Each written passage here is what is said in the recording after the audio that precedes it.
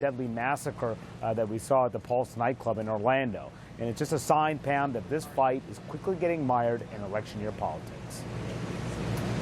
Yeah, far from over. Manu Raju, thank you so much for bringing us the very latest there. Fred? Pamela, here to discuss now, Jason Johnson, politics editor for TheRoot.com, political science professor and SiriusXM contributor, and John Avalon, editor-in-chief for The Daily Beast. He is also a CNN political analyst. Good to see both of you. All right, so John, you first. John McCain, he's now saying he misspoke. But you look at the, transcription, and he said Barack Obama is directly responsible. So McCain is saying it's the president's Middle East policy decisions and failures that are to blame, not the president himself. So will this ongoing battle, this blame game, block any potential action, particularly Monday on those 4 bills? I don't know that John McCain's comments are going to have any impact on the bills. It was a dumb thing to say. And he, obviously the president has any attempt to politicize a mass shooting is dumb, tactless, and tasteless. And John McCain has been one of the more decent Republicans in the Senate for a long time. But the tone and tenor of the times are leading people to escalate their rhetoric instinctively. It's the Donald Trump effect. And when a guy like John McCain has a challenger from the right in a primary, it can lead him to say things that are off center. That's not to excuse, it is to explain any implication that any person is personally responsible for this attack other than the shooter is insane and not relevant and not worthy of a debate in the Senate chamber.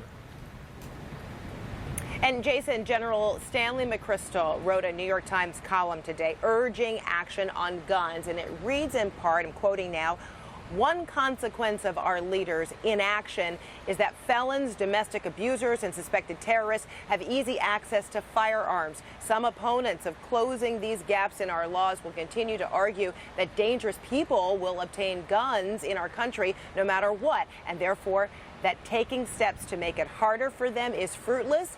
That is both poor logic and poor leadership." So, Jason, we've heard this argument in very similar jargon.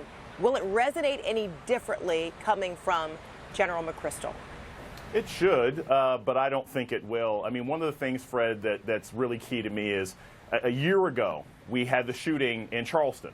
And what have we seen change since then? That hurt thousands and thousands of people. It damaged a community. I don't see the Senate changing much. You had people saying things last year. You have McChrystal saying things this year. And here's one key issue.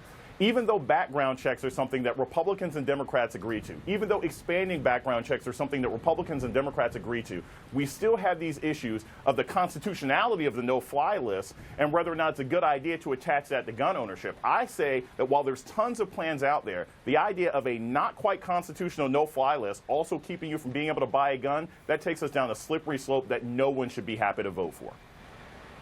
Fred, I hear what Jason's saying about... Go ahead, John. Yeah.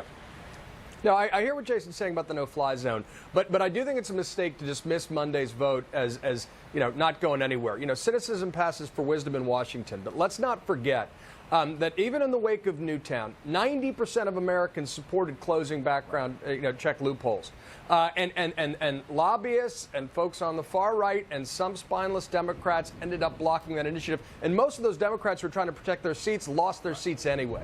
So something is better than nothing. There should be moral urgency behind this. And a guy like Stanley McChrystal pointing out that 125 Americans have been killed by guns since Orlando.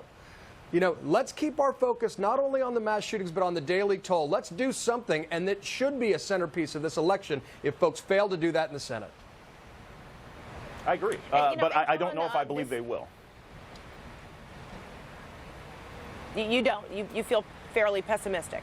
Yeah. I don't think they're going to do all that much. I would like to think that at least some of the purple state Republicans and red state Democrats would change their mind. Rob Portman from my home state of Ohio. I wish that this would make a difference. But unfortunately, my hope has been crushed. I don't think, between a mixture of lobbying and political cowardice, as John mentioned, I don't think we're going to see the change we need. And we'll continue to see this shameful level of death, unfortunately, until perhaps it touches the personal lives of members of the House and Senate, because they've done nothing until now. And I have no reason to believe that with the heightened rhetoric that we've seen, that anyone is going to make any substantive changes on Monday. I'm disappointed, disgusted, but not changed in my view. All right, we're going to leave it right there. Jason Johnson, John Avalon, thanks so much, gentlemen. Thanks, Pamela. Fred.